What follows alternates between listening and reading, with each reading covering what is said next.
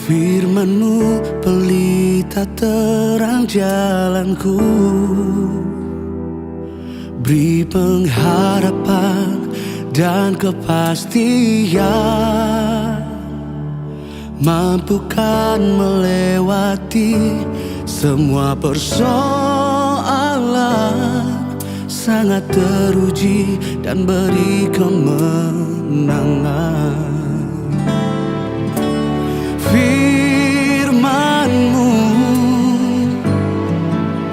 ceritakan kasih-Mu, menyucikan hati dan pikiranku.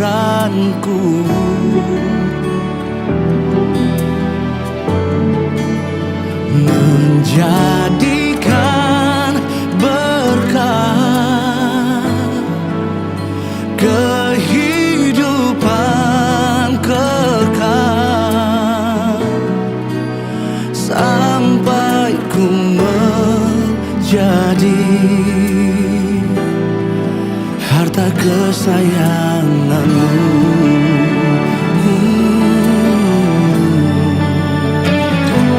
Firman-Mu pelita terang jalanku, di pengharapan dan kepastian,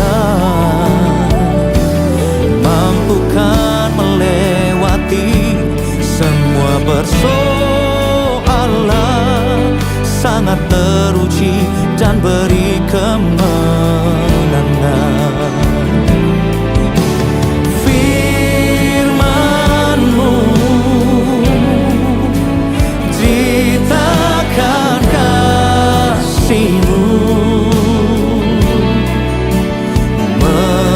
Menyucikan hati dan pikiranku,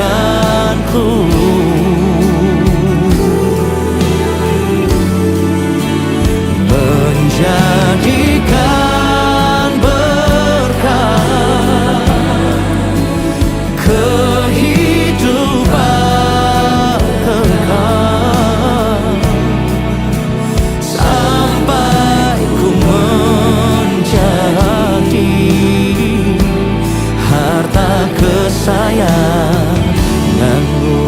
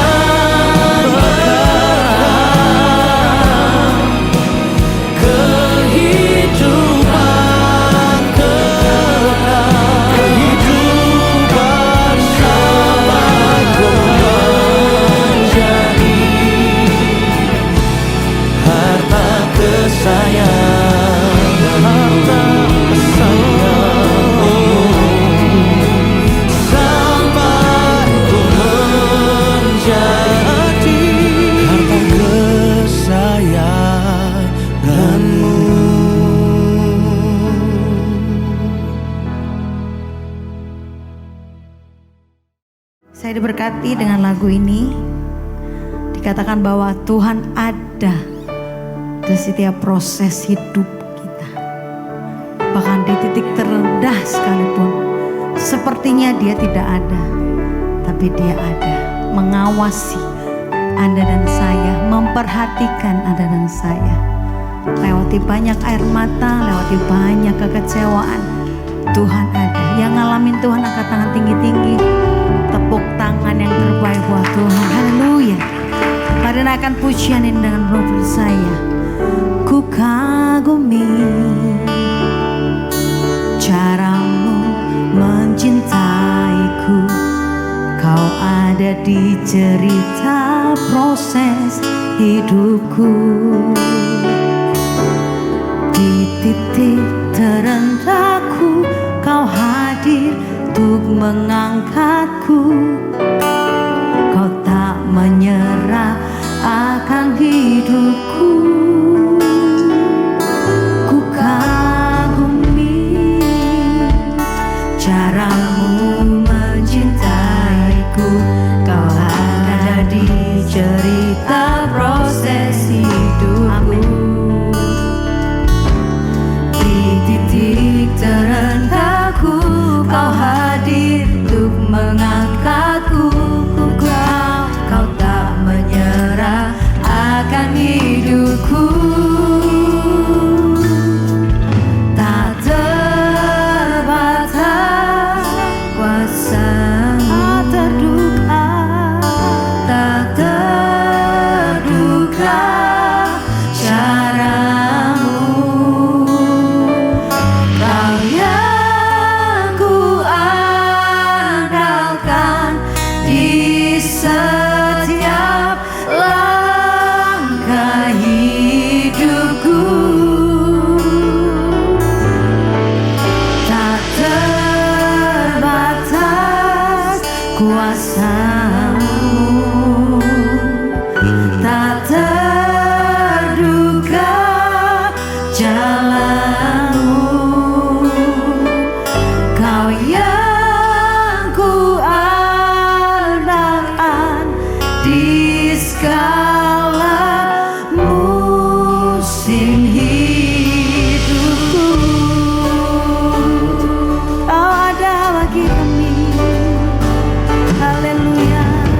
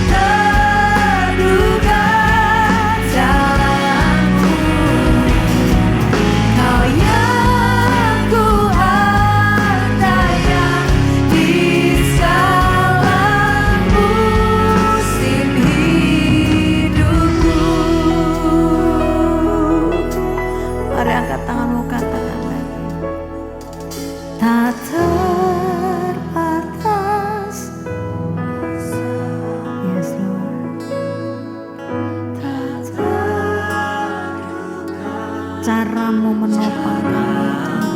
Amin.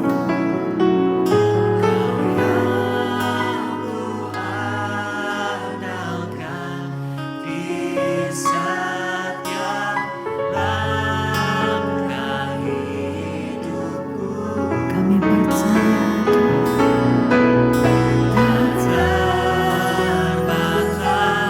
kasih-Mu bagi kami. Amin.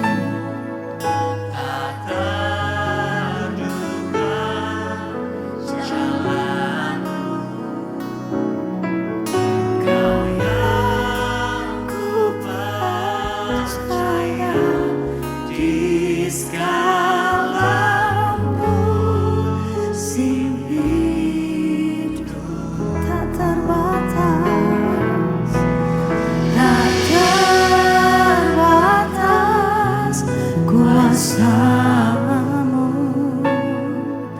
tak terduga cara-Mu. Kau yang kuandalkan di setiap langkah hidupku. Tak terbatas kasih-Mu, tak terduga jalan-Mu. Kau yang ku percaya di segala musim hidupku. Percaya lagi, nyatakan. Amin. Tak terbatas kuasa-Mu, tak terduga cara-Mu Tuhan. Kau yang kuandalkan di setiap langkah hidupku. Kami percaya tak terbatas kasih-Mu. Haleluya. Tak terduga cara-Mu. Kau yang ku percaya di segala musim hidupku. Kau yang ku percaya, Kau yang ku percaya di segala musim hidupku. Amin. Kau yang ku percaya di segala musim hidupku. Kami percaya Kau ada di setiap musim hidup kami. Kau ada di setiap proses hidup kami. Kami percaya. Mari bawa korban syukur di hadapan Tuhan. Sembah syukur kami, sembah sujud kami Tuhan. Kau yang terbaik bagi kami. Kasih-Mu yang nyata, kasih-Mu menguatkan kami, kasih-Mu menopang kami Tuhan. Haleluya.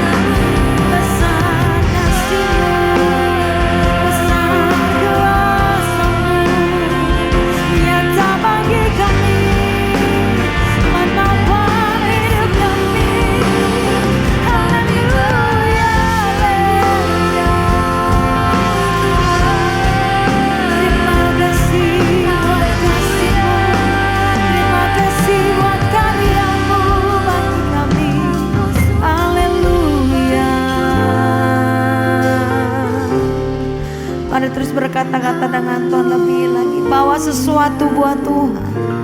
Ini sembah kami Tuhan. Tak terbatas kuasa-Mu, tak terbatas kasih-Mu Tuhan.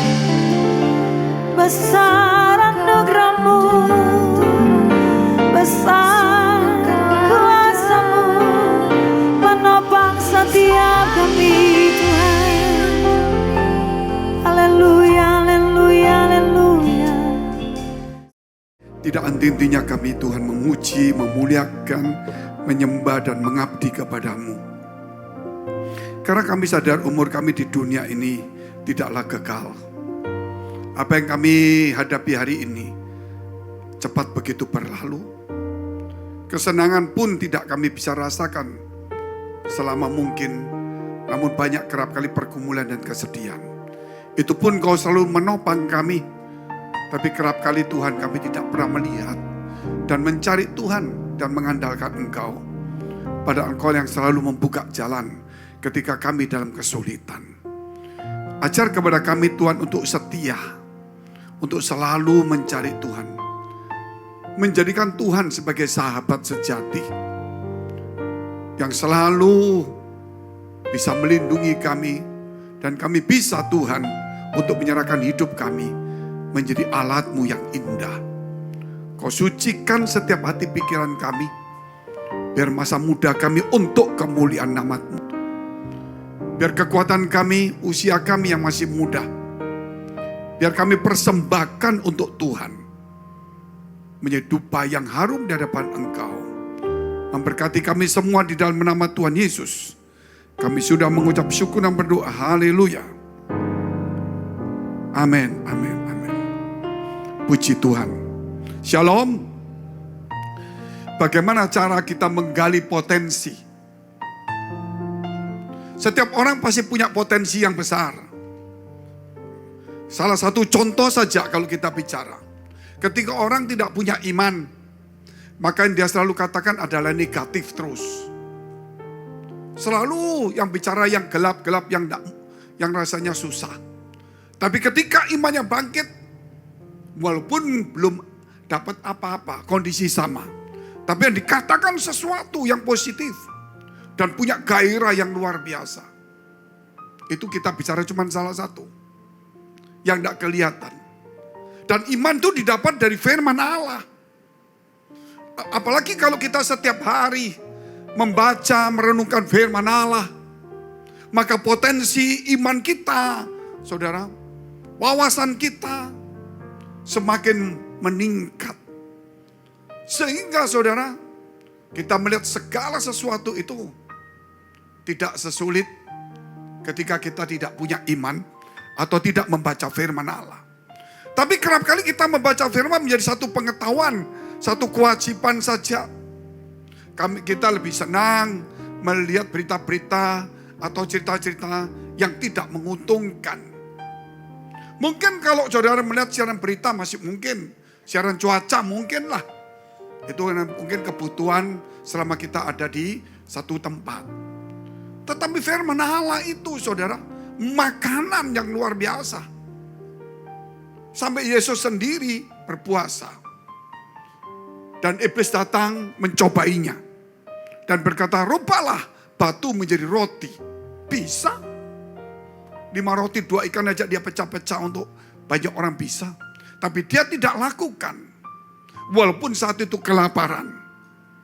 Tetapi Anda katakan, manusia tidak hidup oleh roti saja. Tetapi oleh firman yang keluar dari mulut Tuhan. Firman itu lebih daripada roti. Roti itu mengenyangkan kita. Tapi firman itu memberikan masa depan. Menggali potensi kita. Memberikan wawasan yang kuat, saudara. Contoh-contoh kita lihat ketika bangsa Israel itu ditawan. Dijajah, ditawan, dijadikan budak. Zaman dulu kalau satu kerajaan kalah, banyak rakyatnya itu dijadikan budak. Budak kerja, dijual belikan di pasar. Dan itu juga kalau kita melihat bangsawan dari orang-orang Yehuda. Kerajaan Yehuda dan kerajaan Israel. tetap dijadikan budak. Nah kita melihat saudara, ada 4 yang kita lihat, yaitu Daniel, Sadrak, Mesakh, dan Abednego. Itu orang biasa. Maksud saya saat itu budak. Padahal dia dulu di zamannya termasuk kelompok-kelompok bangsawan. Tapi apa yang terjadi kalau kita melihat potensi mereka begitu besar sekali. Sampai Daniel itu diangkat 3 kali seperti Perdana Menteri dalam 3 periode, 3 raja yang berbeda. Dan dia bisa membuat raja itu kagum. Dan bisa percaya kepada Allah walaupun belum tentu menyembah. Tapi dia mengakui Allahnya Daniel, Allahnya Sadrak, Allahnya Mesakh dan Abednego itu Allah yang dahsyat. Setiap orang yang tidak hormat maka akan dipotong-potong katanya. Hukumnya seperti itu. Luar biasa enggak? Potensi cuma 4 orang aja. Saudara, satu kerajaan yang besar bisa dikalahkan. Semua ditawan. Kerajaan yang menawan ini saudara, akhirnya ditundukkan dengan 4 orang saja. Bukan dengan senjata, bukan dengan peperangan, bukan dengan strategi. Tapi dengan saudara menyikapi, mendekat kepada Tuhan. Dan Tuhan yang mengangkat dia. Kerap kali kita ingin mengangkat diri kita, kita lupa ada Tuhan yang mengangkat kita. Kita lihat dulu potensi-potensi apa mereka saudara. Daniel 1 ayat 20. Ketika diadakan pertandingan untuk adu fisik, adu badan, maksudnya mana yang postur bagus, maka orang-orang lain dikasih makanan daging, anggur, kasih yang sehat. Tapi Daniel tidak. Dia berkata, aku tetap makan sesuai dengan ketentuan hukum Tuhan.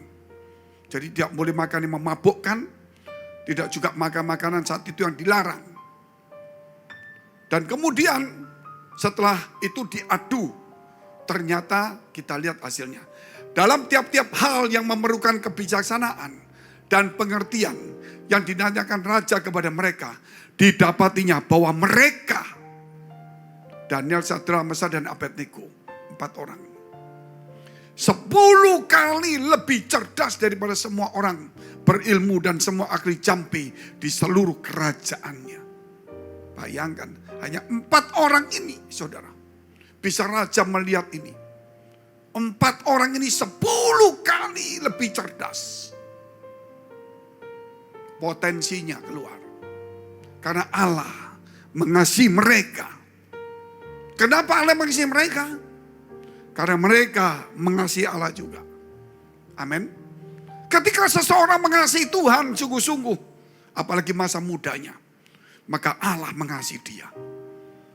Yusuf mengasihi Tuhan. Tidak mau mencemarkan dirinya dengan hal yang duniawi.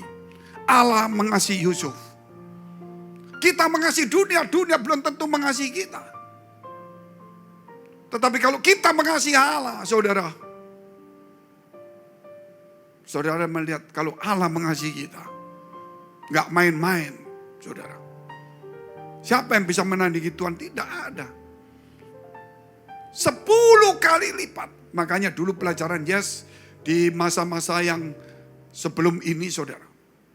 Kita punya moto 10 kali lipat lebih cerdas. 10 kali lipat lebih. Saudara, kerjaan lebih banyak dari yang lain. Kita gereja zaman yang lalu ya. Gereja kita mungkin saudara kecil.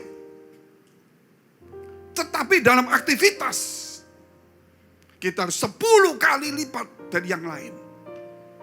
Mungkin gereja orang lain besar. Tapi kita harus 10 kali lipat hasil kerja kita.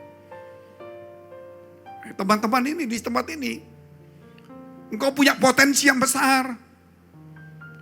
Tetapi kalau kita tidak push, nanti kapan-kapan aku malas. Potensimu tidak mungkin bisa jadi. Kata kita lihat aja akrobat yang main. Setiap hari dia latihan. Supaya tetap mampu. Demikian juga mungkin saudara main bola. Yang orang bisa main bola sampai 7-8 diputer-puter. Itu setiap hari dia latihan dari kecil terus. Dari 2, 3 terus setiap hari. Tidak mungkin dia nganggur. Setiap kali pasti dia setiap hari pasti coba latihan. Demikian juga saudara mungkin mengerti multimedia. Ngerti komputer. Mungkin saudara ini. Jangan pernah berhenti. Teruskan. Maka kebiasaan itu, saudara, yang baik itu menjadi sesuatu yang luar biasa. Saya berjumpa dengan banyak pendeta. Pak Fengki kok lakukan begini, lakukan ini. Gak ada yang hebat saya katakan. Itu hanya karena satu kebiasaan saja. Saya membiasakan baca firman Allah. Saya membiasakan melayani orang. Saya membiasakan ini. Akhirnya kebiasaan itu saudara. Jadi orang lihat, loh kok bagus. Enggak, ya kita biasa saja. Coba saudara, kalau saudara menghitung. Kalau nggak biasa kan lambat. Kalau sudah biasa menghitung cepat. Kalau saudara pakai laptop komputer. Melakukan sesuatu. Yang terus menerus saudara kerjakan cepat juga. Tapi yang nggak pernah lakukan lambat juga. Jadi artinya di sini saudara. Kita harus mau melakukannya. Dan terus menerus melakukannya. Sehingga menjadi satu kebiasaan yang baik. Katakan amin dulu saudara. Gitu. Jadi jangan sampai kita hilang potensi kita. Contoh-contoh di Alkitab dikatakan. Kalau seseorang punya satu talenta dan dipendam. Satu talenta tetap satu talenta. Dan diambil Tuhan. Kalau ada orang punya 2 talenta. Dia kembangkan. Sehingga jadi 2. Jadi dia punya 4. Maka Tuhan lihat, oh yang satu talenta ini tidak jalan. Maka yang satu diambil, diberikan kepada yang melakukan 2 atau yang 5. Jadi mungkin kita saat ini saudara mungkin hanya cuman bagian ini. Kita kerjakan. Kerjakan kok rasanya tambah lagi. Kok tambah lagi Pak. Kok tambah lagi. Supaya kamu biasa. Kalau biasa bisa lebih banyak. Begitu banyak sudah biasa, ditambah 1 bisa. Kerjaan lain bisa. Nanti lama-lama yang 1 bisa lagi cepat, tambah lagi. Jadi akhirnya kita saudara, bukan kita serba bisa. Tapi memang itu kita terlatih. Terlatih. Tidak bisa tidak. Makanya anak muda, saudara, jangan sampai kesempatan potensimu hilang. Karena terlalu banyak tidak mengembangkan potensi, tidak mau melakukan menjadi yang baik menjadi satu kebiasaan. Jadi menggali potensi. Yang pertama, belajar memperhatikan jemaat, jiwa-jiwa. Belajar memperhatikan jiwa-jiwa. Kalau temannya sulit gak bisa, oke saya bantu cepat. Saya ajarin ya. Ketika kita mengajarin saudara, otomatis ilmu kita bertambah. Sehingga kita lupa. Saya juga sering ketemu teman-teman. Ketika dia tanya firman, saya ngomong sampai setengah jam. Pak Fengki kok terus banyak ngomong sini, tanyain masih mau ngomong. Saya ketika bicara, itu membuat saya teringat akan firman Allah. Jadi orang tanya lagi, saya bicara lagi yang besoknya. Membuat saya ini menjadi ingat, menjadi hafal. Bukan duduk diam capek deh. Sehingga akhirnya mulai banyak. Contoh-contoh saudara kalau kita lihat. Pertama ngafal 1 kata. Sulitnya minta ampun. 2 kata. Sulitnya. Bisa terus tambah. Lama-lama conversation yang ngomongnya gampang. Tapi begitu gak dipakai hilang. Yang belajar Mandarin coba. Yang belajar Inggris. Begitu gak dipakai pelan-pelan hilang. Tapi kalau dipakai semakin lancar. Itulah juga saudara kita belajar juga hari ini. Ayo. Poin pertama kita lihat banyak memperhatikan jiwa-jiwa. Selain potensi itu. Daniel 2 ayat 13 sampai 19.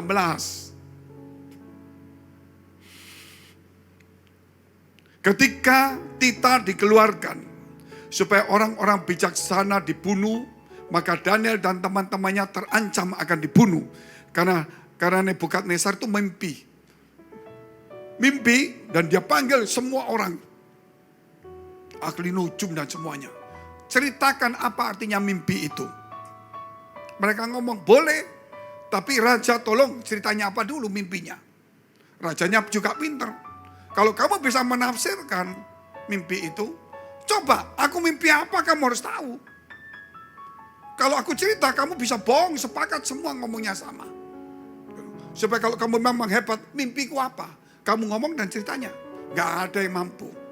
Tidak satu pun manusia yang bisa mampu menafsirkan mimpi. Maksudnya orang itu mimpi apa kita bisa tahu? Gak mungkin. Akhirnya raja berkata, kalau tidak ada maka semua saya bunuh orang yang pandai-pandai. Daniel terancam. Sadrach, Mesakh, Abednego terancam. Maka apa yang dikatakan? Kita lihat ayatnya. Lalu berkatalah Daniel dengan cerdik dan bijaksana kepada Ariok, pemimpin pengawal raja yang telah pergi untuk membunuh orang-orang bijaksana di Babel itu. Jadi mau dibunuhi satu-satu. Daniel mulai ngomong.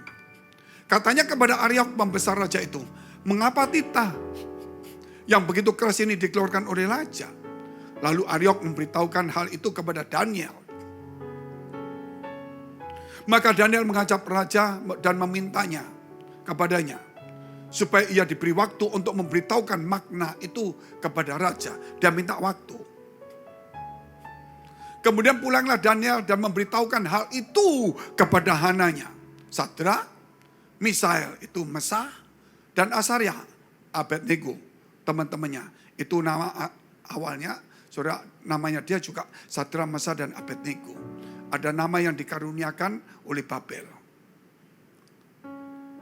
Dengan maksud supaya mereka sama-sama toh. Nanti kita lihat mesti harus teamwork juga. Jadi memperhatikan jiwa-jiwa temannya juga. Dengan maksud supaya mereka memohon kasih sayang kepada Allah semesta langit. Mengenai rahasia itu. Supaya Daniel dan teman-temannya jangan dilenyapkan bersama-sama orang-orang bijaksana yang lain di Babel. Maka rahasia itu disingkapkan kepada Daniel dalam satu penglihatan malam. Lalu Daniel memuji Allah semesta langit. Tidak satu pun yang bisa mengetahui mimpi apa raja itu. Bukan menafsirkan mimpinya apa. Hanya Allah yang di langit. Terbukti saudara. Melalui kisah ini. Allah yang kita sembah. Allah yang luar biasa. Sehingga akhirnya bayangkan. Daniel langsung ketemu. Raja mimpi begini. Mimpinya apa dulu? Orang mimpi itu kan macam-macam. Bisa terbang, bisa nyelam. Betul kan? Bisa ini, bisa itu kan enggak kepikir gitu. Raja mimpi sebuah patung besar. Betul juga orang ini. Terus kepalanya dari emas. Hebat juga bisa tahu.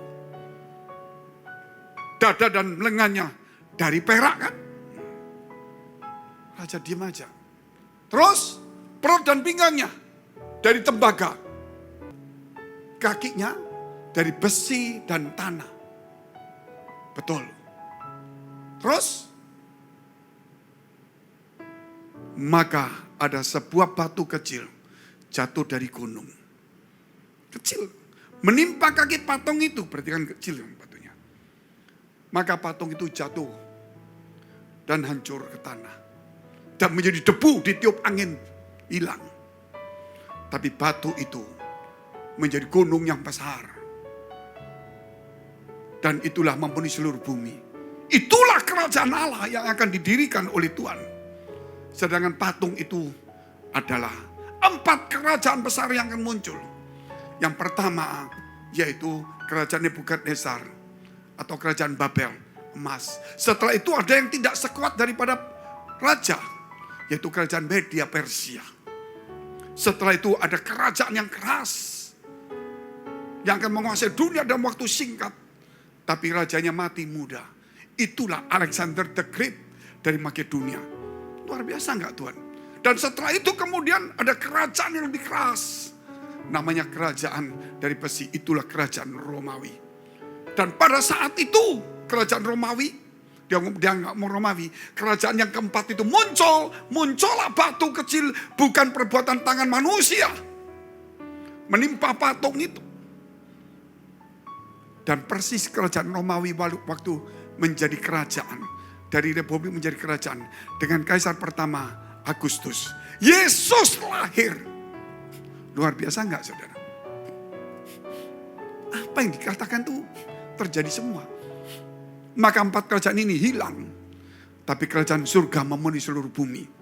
Dan engkau dan saya inilah yang termasuk dilihat dari sebuah batu kecil. Yang kemudian menjadi gunung yang besar memenuhi seluruh bumi.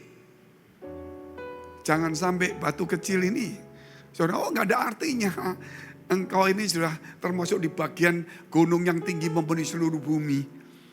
Jangan keluar dari tempat itu yang dibangun oleh Allah. Jangan tersesat, jangan disesatkan, jangan pernah mundur, jangan pernah murtad, jangan pernah malas. Masuklah terus di dalam rencana Allah yang besar. Katakan amin dulu.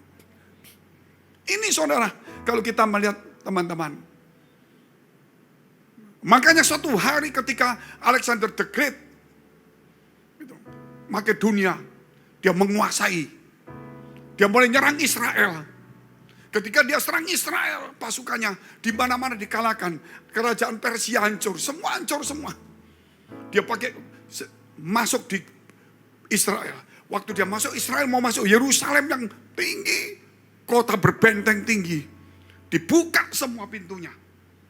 Para imam pakaian hitam semua datang. Berbaris seperti upacara. Ini perang kok bawa apa seperti ini?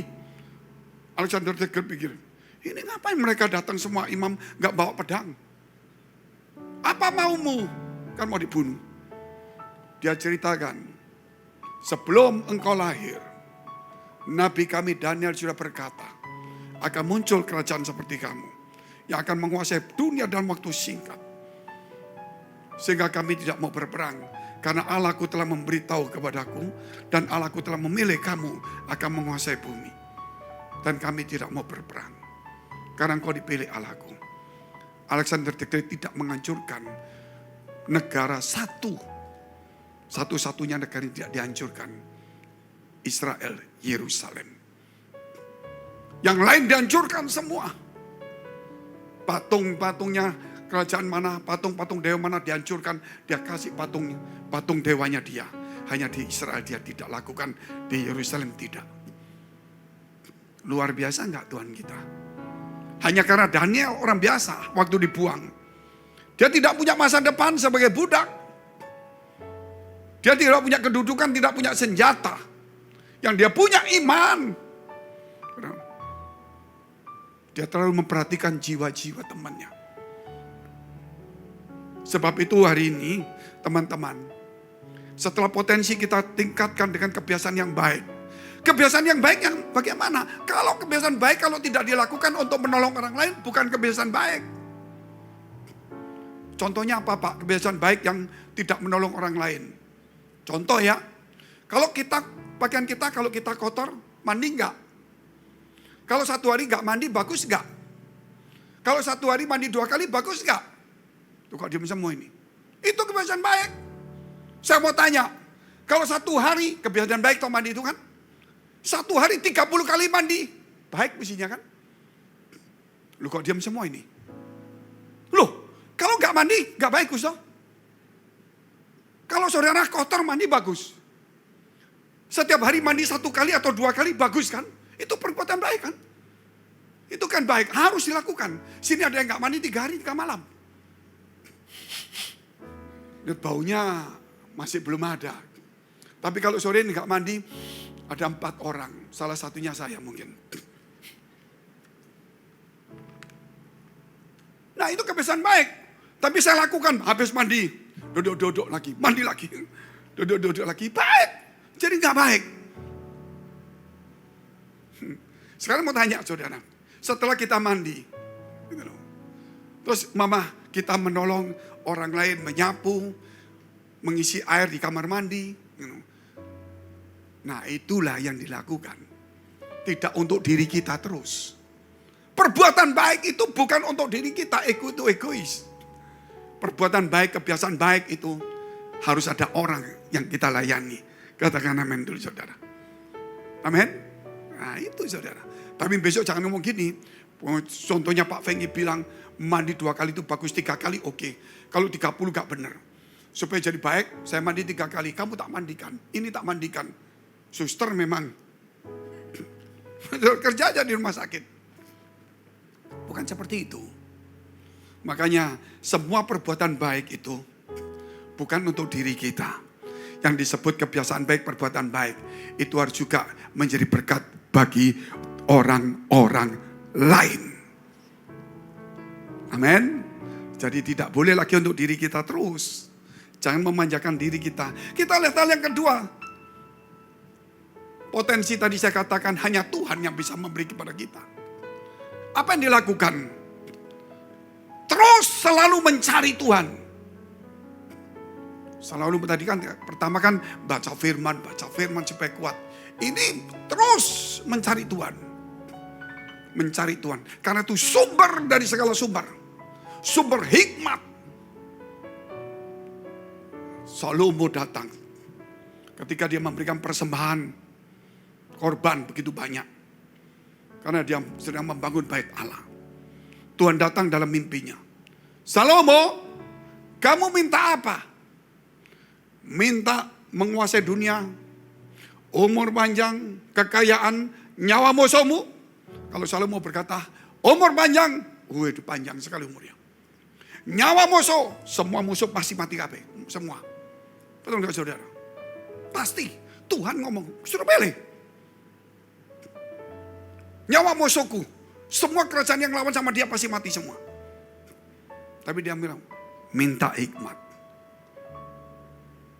Kamu tidak minta yang lain? Hikmat, iya. Hikmat diberikan kepadamu. Dan apa yang tidak kamu minta, kekayaan, umur panjang, kehormatan, diberikan kepadamu. Luar biasa enggak saudara? Maka punya hikmat dia. Punya hikmat. Hikmatnya itu saudara, begitu ada seorang ibu ribut.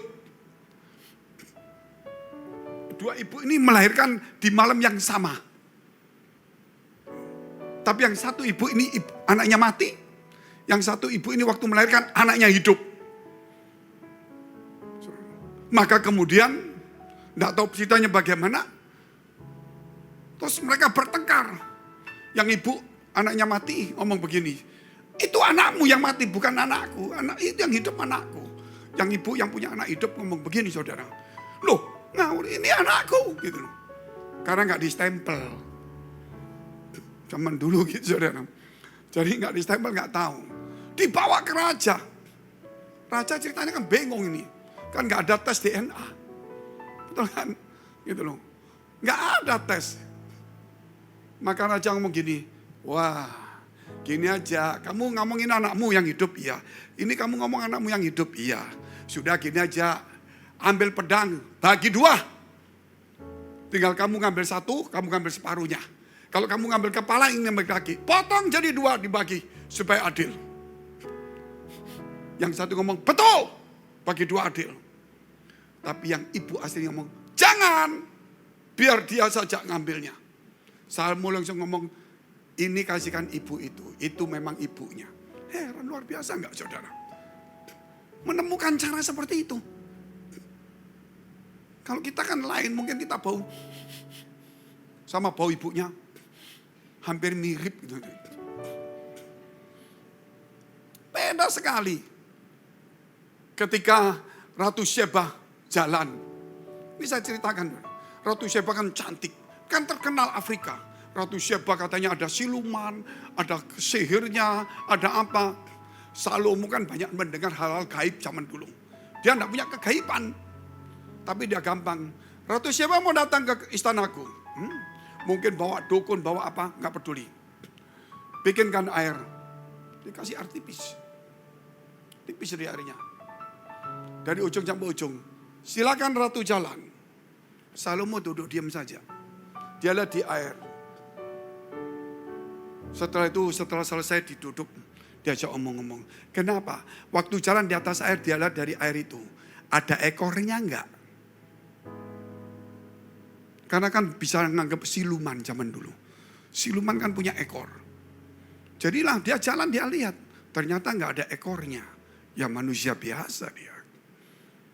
Itu hikmatnya luar biasa, tanpa perang. Di zamannya Salomo hampir tidak ada perang. Tapi seluruh kerajaan kiri kanan takut semuanya. Bukan dengan kekuatan, dengan hikmat. Sebab itu selalu mencari Tuhan. Kita lihat dulu Daniel 6 ayat 9 sampai 11. Itu sumber hikmat itu Tuhan, sumber pengetahuan Tuhan, sumber kehidupan Tuhan, sumber, waduh luar biasa, segala sumber. Sebab itu Raja Darius membuat surat perintah dengan larangan itu. Yaitu setiap orang kalau bunyi sesuatu harus menyembah patung dan sebagainya. Demi didengar Daniel bahwa surat perintah itu telah dibuat, pergilah ia ke rumahnya. Dalam kamar atasnya ada tingkap-tingkap yang terbuka ke arah Yerusalem. 3 kali sehari ia berlutut, berdoa serta memuji Allahnya. Seperti yang biasa dilakukan. Bukan 3 kalinya. Bukan di lantai atasnya. Kebiasaan yang baik itu. Amin. Mungkin saudara 2 kali. Biasakan itu. Tapi saya tidak pernah, Pak. Berarti dibiasakan ngawur. Yang bagus dibiasakan. Kalau nggak pernah, saudara biasakan untuk berdoa. 3 kali sehari dia lagi sibuk-sibuknya. Loh Pak, buat apa kok nggak baca buku, pelayanan apa? 3 kali mencari Tuhan. Sungguh-sungguh. Kelihatannya biasa, tapi itu sumber hikmat masuk. Permulaan hikmat adalah takut akan Allah. Saudara. Hikmat itu, saudara, menghasilkan pengetahuan. Luar biasa enggak? Kalau saudara takut Tuhan, saudara baca firman, disitulah hikmat muncul. Buktinya Salomo itu kelihatan. Selalu mencari Tuhan, mencari Tuhan.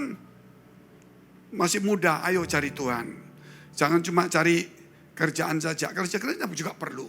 Tapi cari Tuhan, itu pasti dapat pekerjaan. Cari pekerjaan belum tentu dapat juga. Banyak akhir-akhir ini banyak orang ya di PHK gitu. Tetapi memang zamannya seperti itu. Tetapi kalau dekat dengan Tuhan, Tuhan pasti jaga dan lindungi. Saya banyak mendengar kesaksian teman-teman muda, cuma saya tidak boleh saksi namanya dia. Tapi ini pengalaman yang luar biasa. Banyak orang di PHK, tapi dia tidak di PHK. Ini luar biasa saudara. Itu perusahaan-perusahaan besar. Malah beberapa teman-teman yang masih muda ini, dia bilang, aku tak keluar saja. Loh, gak di PHK mau keluar. Ya tahun depan mau keluar. Mau kemana? Ya mau gabung gereja Best di Surabaya. Oh gak ada yang tepuk tangan, ya sudah tak tepuk tangan. Jangan-jangan saudara ngomong, kok Surabaya menerek. Belum tentu dia pergi kaum muda. Kalau saudara tidak punya potensi yang bagus. Karena dia di perusahaan Amerika yang terbesar. Perusahaan terbesar. Masih muda orangnya. Masih muda. Mudanya berapa? Pokoknya di bawah 30. Di bawah 20. Belum lulus bang 20 itu. Dia sudah jadi eksekutif. Disuruh pergi ke luar negeri. Hong Kong kemana-kemana ketemu eksekutif. Bank-bank semuanya. Disuruh naik bisnis kelas. Suruh tidur di tempat hotel bintang 5. 1 kamar khusus dia. Tidak boleh ada yang lain. Suruh naik mobil yang mewah-mewah. Mewakili prestis dari perusahaan besarnya. Gaji tinggi. Semua orang pecat dia enggak. Tapi dia ngomong, aku mau keluar. Saya mau gabung di gereja aja di Best Surabaya. Mau kerja sendiri. Bayangin saudara, gerakan apa yang bisa membuat dia meninggalkan negara yang bukan Indonesia, gaji yang begitu tinggi, fasilitas tinggi, dia mau kerja sendiri dan dia mau gabung di gereja kita.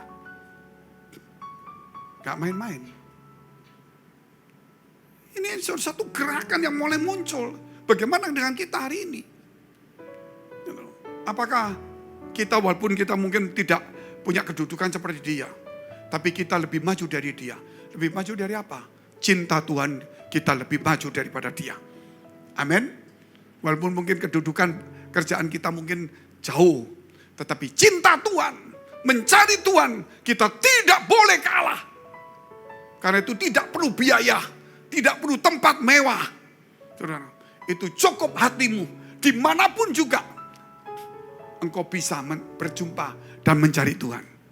Katakan amin dari saudara. Tidak perlu biaya, tidak perlu tempat mahal.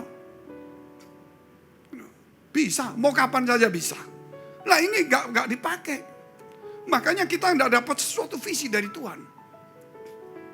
Anak-anak muda banyak, saya gak bisa cerita atau banyak. Nanti saya cerita banyak, saudara datang sana nanti utang. Banyak sekali. Masih muda. Biasa, orangnya biasa. Di gereja kaum muda kita biasa. Kerja biasalah kerjanya. Ya coba-coba lah. Ya usaha kecil-kecilan jadi agen apa gitu. Dalam situasi sulit, pemerintah datang, nggak ada izin, nggak boleh ini atau gini. Waduh, nggak ada izin susah. Perusahaan Amerika datang, perusahaannya dia dibeli berapa juta dolar, dan dia terjadikan direktur. Anak masih muda, modal bukan miliaran, dapat uang puluhan miliar. Dan saudara berkata, kok dia, kok enggak saya Pak? Kalau saudara ngomong gitu, saya juga ngomong, kok kamu kok enggak saya? Saya pendetanya kan mesti dapat lebih banyak. Enggak, ini belajar cinta Tuhan ada urutannya masing-masing. Menggali potensi, saudara enggak gampang. Ya, ini potensi terutama untuk mencari Tuhan. Itu tidak membutuhkan biaya yang besar. Amin. Kesempatan begitu besar yang diberikan di gereja PES ini. Tanpa biaya, tanpa apa, saudara bisa berjumpa Tuhan dan melayani. Di tempat lain belum tentu punya potensi waktu seperti ini. Dan yang terakhir, yang ketiga, unity dan teamwork. Daniel sama Sadrak, Mesak, dan Abednego, dia bersama-sama berdoa. Tapi yang dikasih Daniel. Daniel yang diberi. Sadrak, Mesak, dan Abednego tidak iri. Tetapi saudara lihat. Suatu hari Sadrak, Mesak, dan Abednego mau dimasukkan ke dapur api. Disuruh menyembah patung. Saya tetap percaya Tuhan. Kamu nyembah patung aja. Enggak. Aku percaya Tuhanku akan melepaskan aku. Kalau Tuhan tidak melepaskan aku tetap percaya Tuhan. Karena itu hak mutlaknya Tuhan. Dimasukkanlah ke dalam api. Yang masukkan mati terbakar. Mereka tidak mati. Ada satu orang, jadi mereka jadi 4. Bukan Daniel. Raja lihat tuh, masukkan 3 kok jadi 4. Yang satu seperti muka dewa, penuh cahaya. Waktu dimasukkan, diikat tali. Topinya mungkin masih ada, semuanya masih ada. Waktu masuk, talinya terbakar. Pakaian rambutnya tidak terbakar. Yang mengikatnya terbakar. Api itu bisa mele. Api Tuhan itu akan membakar ikatan-ikatan yang membuat kamu malas dan tidak punya potensi. Tetapi kehidupanmu yang lain tetap Tuhan pelihara. Tepuk tangan untuk Tuhan yang luar biasa. Hari ini api Tuhan akan membakar. Membakar apa saudara? Bukan yang membakar ikatan-ikatan saudara. Teman-teman yang membuat saudara gak maju. Yang membuat malas, iri hati, gak mau cari Tuhan. Yang gak mau menggali potensi. Gak ada yang lain hari ini. Api itu akan turun ketika saya berdoa. Saudara. Tapi gak kebakaran, gak usah cari pemadam kebakaran loh. Saya ngomong gini, saudara pinjam sana sini. Bukan. Ini api bukan api yang menghancurkan saudara. Tapi yang membuka ikatan-ikatan dosa. Yang membuka ikatan-ikatan kebiasaan yang malas, yang buruk. Sebab itu yang membuat kita tidak mampu dan tidak punya potensi yang besar. Mulai sekarang bergerak karena Tuhan akan buka. Tuhan akan lepaskan ikatan itu. Mari kita bagi beri, kita mau berdoa. Angkat tanganmu tinggi-tinggi kepada Tuhan setiap orang yang mau dibebaskan. Angkat tanganmu tinggi-tinggi kepada Tuhanmu. Dan kau berdoa masing-masing. Tuhan, aku ingin dilepaskan biar apimu membakar. Apa yang mengikat aku. Berhala, kemalasan, iri hati, kebencian. Kebiasaan-kebiasaan buruk dalam nama Yesus. Biar itu dilepaskan dan dibakar Tuhan. Biar mereka mulai dibebaskan kembali. Mereka menemukan kembali kehidupan yang benar. Kebiasaan yang baik muncul. Di dalam nama Tuhan Yesus Kristus. Biar apimu membakar mereka. Memberikan semangat yang baru. Melepaskan, membakar semua ikatan-ikatan dosa. Ikatan-ikatan yang jahat. Ikatan-ikatan yang buruk. Kebiasaan yang salah. Kesombongan, iri hati. Dalam nama Yesus. Dalam nama Yesus. Biar itu dibakar semuanya. Saya yakin itu terjadi. Terima kasih Tuhan. Engkau sudah membakarnya. Kami bisa merasakan ada kebebasan. Rasa hangus bukan tubuh, tapi ikatan politer. Di dalam nama Yesus. Dalam nama Yesus.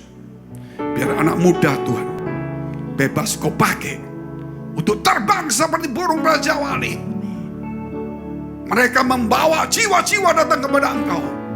Kemanapun mereka akan membawa ajaran back to Jesus teaching dan karakter Kristus. Supaya banyak dunia diubah oleh mereka. Dalam nama Yesus Kristus. Engkau yang memberi kekuatan itu. Kalau engkau bisa berkata kepada Alexander the Great yang hebat. Tentu engkau bisa berbicara dan membuat setiap anak muda ini. Tuhan kau pakai untuk kemuliaan-Mu. Demi nama Yesus Kristus. Hari ini terima itu semua. Terima kebebasan, terima kuasa Tuhan, terima semangat. Haleluya. Semua yang percaya berkata, amin. Tepuk tangan dulu untuk Tuhan yang luar biasa. Haleluya.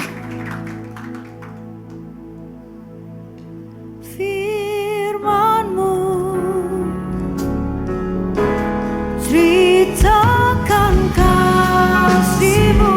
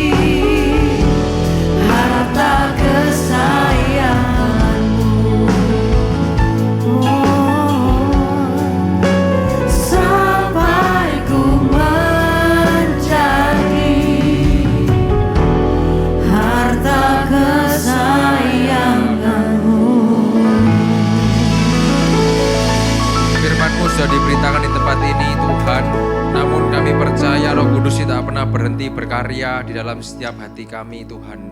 Roh Kudus mampukan kami untuk bisa mengerti akan firman Tuhan yang baru saja kami dengar Tuhan.